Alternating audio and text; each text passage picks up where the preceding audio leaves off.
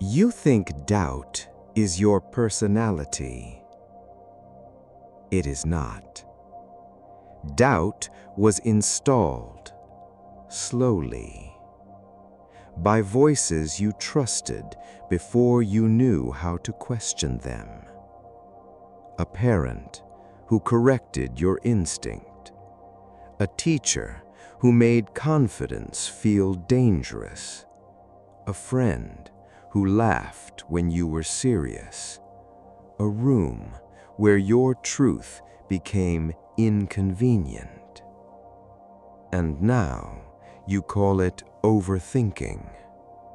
But overthinking is often obedience wearing a modern name. Tonight, you are not here to become confident. You are here to find the moment confidence was taken from you. Not to assign blame, not to open old wounds without purpose, but to finally name the architect of a voice that has been living inside you, rent-free, for years. Because the person who taught you to doubt yourself may no longer be in the room, but their voice is still using your mouth. And until you hear it clearly, hear it for what it is, you will keep mistaking it for your own. That ends tonight, if you are willing to stay. Self-doubt does not only make you hesitate, it edits your entire life before you live it. You do not say what you really mean. You delay decisions you already understand. You ask for opinions from people who do not have to live with the consequences. You shrink your desire until it sounds reasonable. And then you wonder why your life feels smaller than your awareness. This is not a character flaw. It is a trained response. In psychology, this pattern has a name: learned inhibition, a trained pause between impulse and action. It was useful once, in a specific environment, with specific people. But you carried it out of that environment. You brought it into your career, into your relationships, into rooms where no one is threatening you, and it still fires. William James wrote in 1890 that the self is partly built through the recognition we receive from others. That means the mirror around you becomes part of your inner architecture. If the mirror was loving, you learned presence. If the mirror was critical, you learned surveillance. You began watching yourself from the outside. You began evaluating before expressing, editing before speaking, apologizing before asking. And the life observed through fear can never feel fully lived. Think about what that actually costs, not abstractly, concretely. The conversation you did not start, the project you announced to no one because you were afraid it would fail publicly.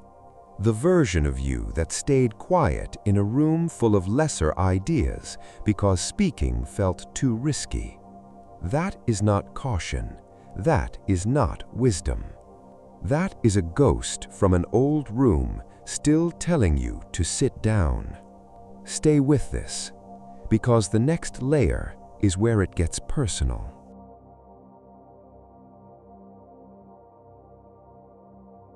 There is a version of you that knew before it was told to doubt. As a child, you reached before calculating. You spoke before editing. You wanted before apologizing. You cried without strategy. You laughed without checking the room first. You expressed without a preview audience. Then something happened. repeatedly enough to become law inside you. A look, a correction, a silence that said too much, a punishment after honesty, a moment when visibility became punishment. The nervous system learns faster from emotional threat than from explanation. This is one of the most important facts about human development. It means one humiliating moment can outlive 100 compliments. One silence when you needed reassurance can echo louder than 1,000 approvals. Donald Hebb described in 1949 a principle often summarized as neurons that fire together, wire together. When expression and danger fire together repeatedly, the brain begins to link visibility with risk. Not as a conscious decision, as a survival update. The system does not ask whether this is fair. It asks, what keeps me safe? And if silence kept you safe, even once, it becomes a default. Then a preference. Then a habit.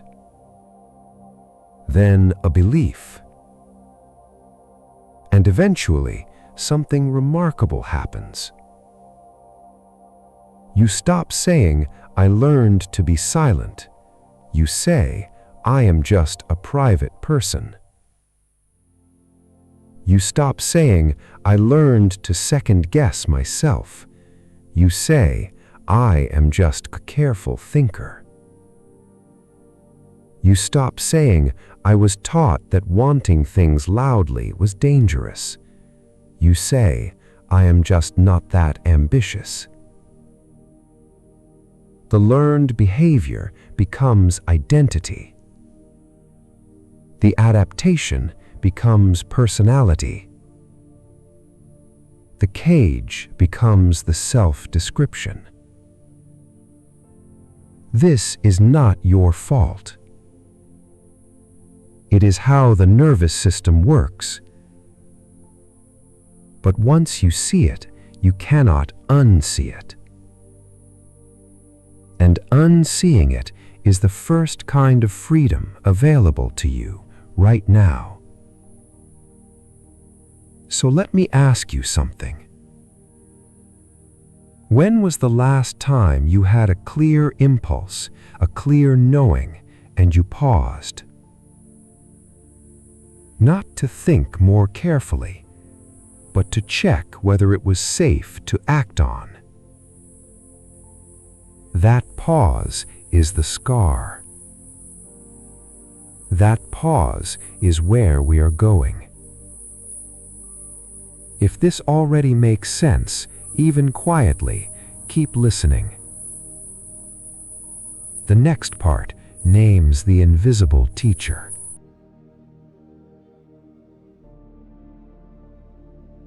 The invisible teacher is not always one person.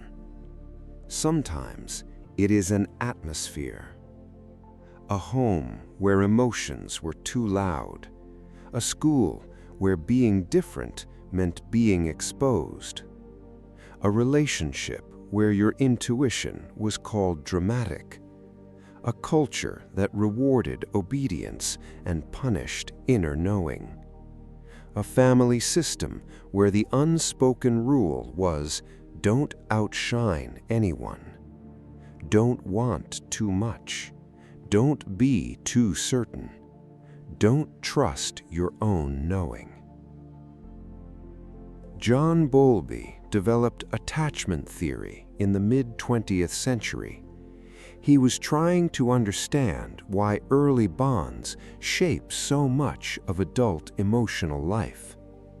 What he found was this: The relationship between a child and their primary caregiver creates an internal working model, a map, a template for how reality works, for whether you are safe, for whether your needs are valid, for whether the world responds or withdraws when you express yourself. And that map runs beneath consciousness. You are not aware of using it. You are just living inside it. If your early map said, "Express yourself and receive warmth," you built a nervous system that trusts expression. If your early map said, "Express yourself and receive silence, withdrawal, punishment, or ridicule," you built a nervous system that treats expression as a threat. Not because you are broken, because you are human. Because your brain did exactly what it was designed to do. It learned from what happened, and then it tried to prevent it from happening again. The problem is not the learning. The problem is that the learning does not automatically update when the environment changes. You are no longer 7 years old in that kitchen. You are no longer 14 in that classroom. You are no longer 22 in that relationship. But your nervous system is still running the protocol from those places. Anna Freud described defense mechanisms in 1936. She was mapping the ways the psyche protects itself from overwhelming pain. Self-doubt can function as a defense mechanism. It prevents action. If you do not act, you cannot be wrong. If you are never wrong, you cannot be humiliated. If you cannot be humiliated, the old danger never arrives. The logic is airtight. The cost is your life. Because the same system that protects you from rejection also protects you from love. The same wall that keeps out failure also keeps out success. The same strategy that prevents humiliation also prevents recognition. You survive by staying invisible, and the world never meets the part of you that was real. Think about that for a moment, not as a concept, as a felt reality. There are things inside you, real things, ideas, desires, a specific quality of knowing that no one has ever seen. Not because you hid them out of modesty, but because doubt stepped in front of them every single time, dressed as wisdom, dressed as maturity, dressed as, "I just want to make sure." Let me sit with that too. The tragedy is that people with a critical inner map often unconsciously choose relationships that confirm it, not because they want to suffer, because familiar is legible. Familiar, even when painful, feels like truth. The unfamiliar, even when loving, feels suspicious. This is why healing often feels disorienting before it feels like relief. You are not broken when love feels dangerous. You are responding accurately to an old map. The work is not to feel differently. The work is to update the map.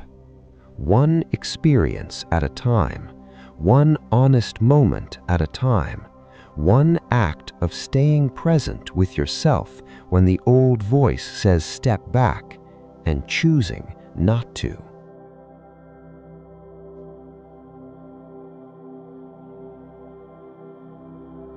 Here is the part most people miss. Self-doubt often pretends to be intelligence. It sounds mature. It sounds analytical. It says, "Let me think more." Let me wait. Let me ask someone. Let me make sure. Let me just double check.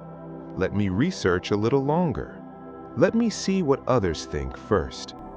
But underneath that language is often an old fear of being wrong in public. Not stupidity, fear disguised as diligence. Leon Festinger introduced cognitive dissonance theory in 1957. He was studying the tension created when beliefs, actions, and identity do not align. Here is how it applies to doubt.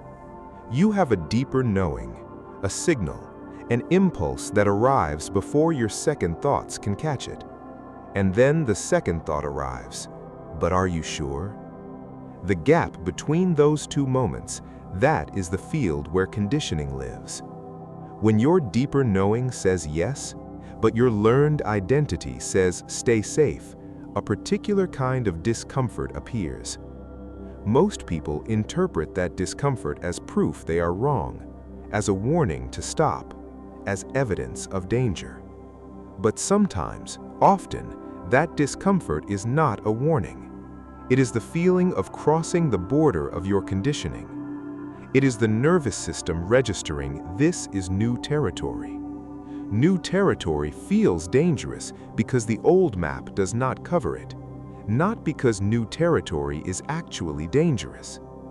This is one of the most significant distinctions in inner work, learning to read discomfort accurately. Not all discomfort is warning. Some discomfort is growth knocking from the inside. The spiritual layer begins here. Across many contemplative traditions, Buddhist, Sufi, Christian mystical, indigenous, there is a version of the same recognition. The false self is the identity built from fear, approval, and survival roles. It is not evil. It is not a mistake. It is a brilliant construction, a mask that once protected you. But the mask becomes a prison when it stays past the moment that required it. Thomas Merton wrote about this in the mid-20th century. He described the false self as the self we present to the world, not out of malice, but out of a need to be acceptable, to be loved, to be safe.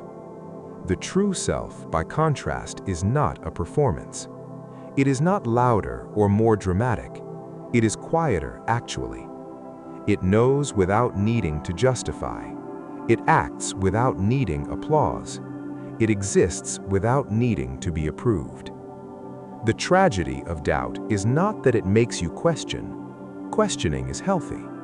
The tragedy is that it makes you question yourself more than you question the voices that installed the doubt. You turned the scrutiny inward, at yourself, at your knowing, at your impulse, when the scrutiny should sometimes, often, be pointed back at the source, at the teacher, at the room, at the system that taught you that your own inner knowing was the least reliable voice in the room. So the question is not, how do I stop doubting? The question is, whose safety system am I still obeying? Because your hesitation may not belong to your future. It may belong to the past. It may belong to a room that no longer exists, to a person whose opinion you have long since stopped seeking, to a version of reality that expired but kept running anyway, because no one told the system it could stop. Tonight, you are telling it. Close your eyes for a moment. If you are somewhere safe, let your body settle. Let your shoulders drop. Let your jaw unclench. Let yourself be still for the length of 3 breaths. Imagine a long hallway inside your mind. It is quiet. The walls are old. the light comes from somewhere you cannot see. Every door along this hallway is a memory. Behind one door is the first time you were told you were too much. Behind another is the first time you were ignored when you were right. Behind another is the moment you chose silence because truth became unsafe. Behind another is the face of someone you loved who could not hold your certainty without becoming threatened. Behind another is the room where you learned that your feelings inconvenienced people. Behind another is the first time you wanted something deeply and were made to feel ashamed of wanting it. You do not have to open those doors. You do not have to revisit what is behind them. Not tonight. Just notice that they exist. Walk past them slowly. And at the end of the hallway, there is one final door. It is larger than the others. It is older.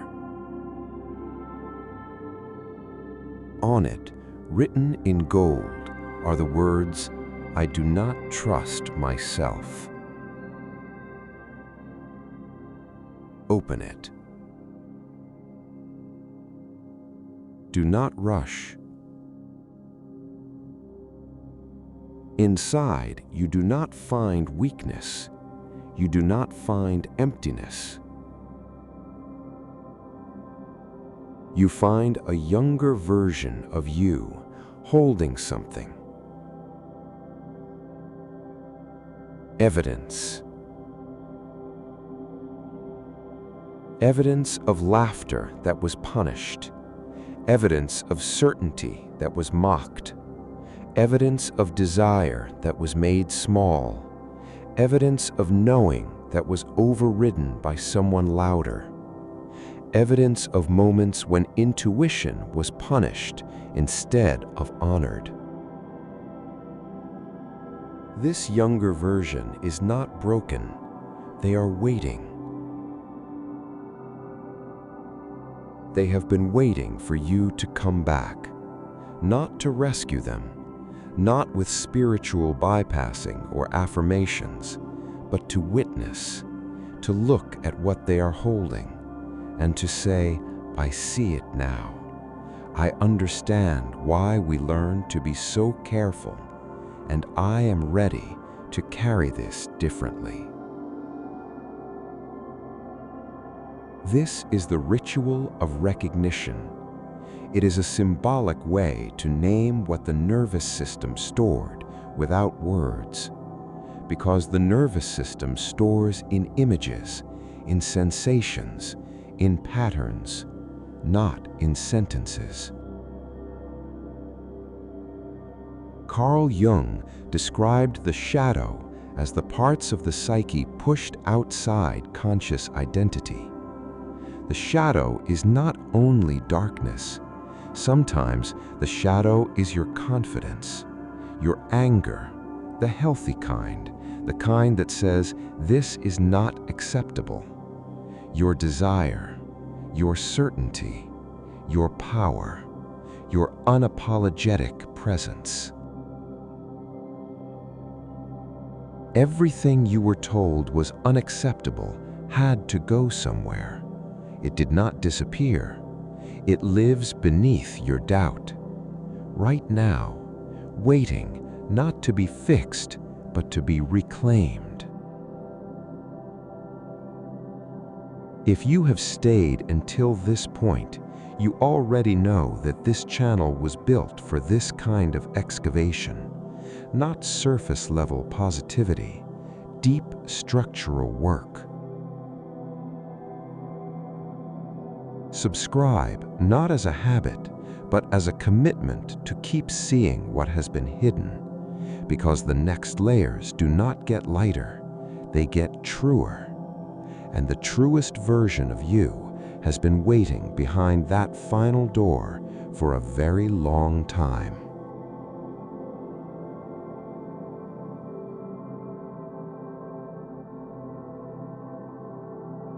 Tonight, do one thing.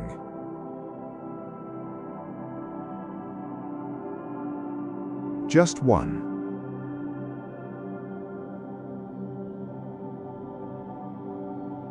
Before you sleep, write this sentence.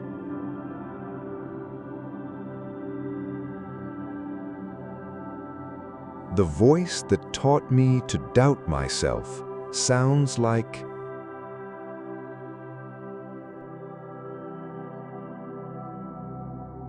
Then complete it without editing.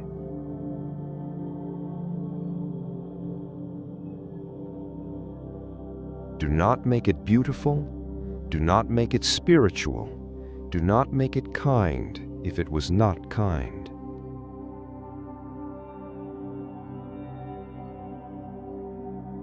Make it honest.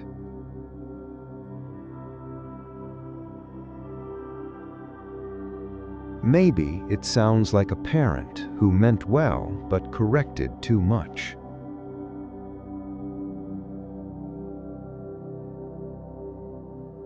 Maybe it sounds like a teacher who confused confidence with arrogance.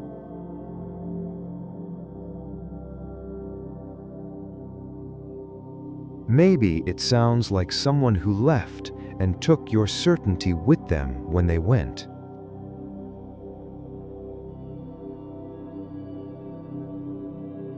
Maybe it sounds like an entire room, a whole season of your life.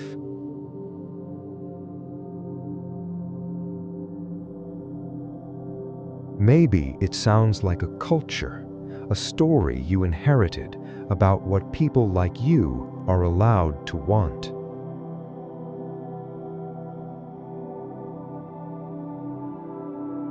Write it down.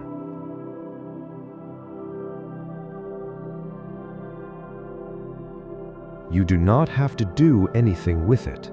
You do not have to confront anyone.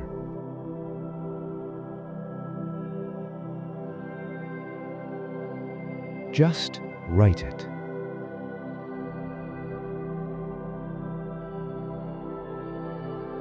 Because once you hear it clearly, hear the actual voice, something changes. You stop mistaking memory for intuition. You stop confusing fear with wisdom. You stop treating old criticism as present truth. You stop obeying a room that no longer exists.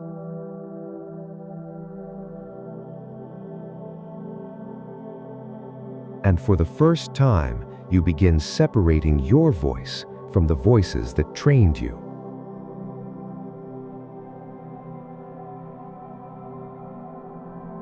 That is the beginning, not a destination.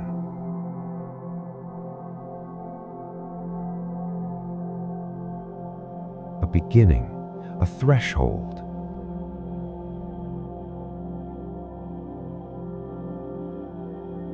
The first honest step toward a life you actually chose.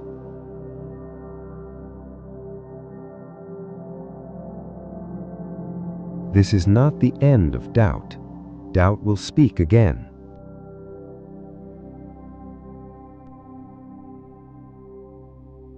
This is the end of unconscious doubt. Doubt you cannot see. Doubt you cannot name. Doubt that wears your face and calls itself your personality.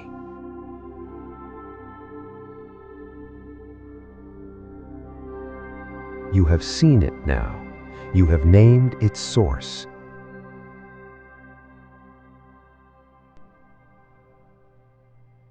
And that is not a small thing. That is everything.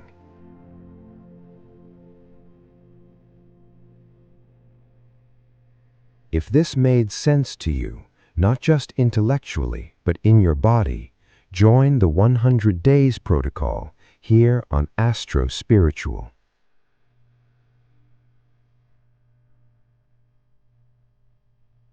Because what comes next is not easier, it is more honest.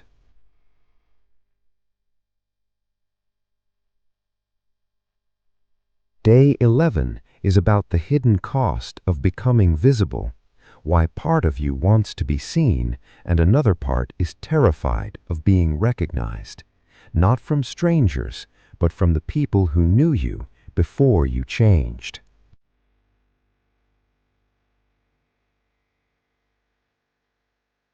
Until next time, remember,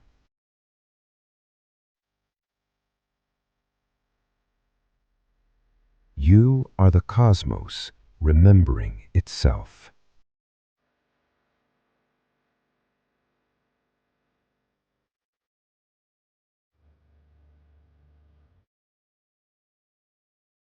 Tonight, do one thing. Just one. Before you sleep, write this sentence. The voice that taught me to doubt myself sounds like. Then complete it without editing. Do not make it beautiful. Do not make it spiritual. Do not make it kind if it was not kind. Make it honest. Maybe it sounds like a parent who meant well but corrected too much. Maybe it sounds like a teacher who confused confidence with arrogance. Maybe it sounds like someone who left and took your certainty with them when they went.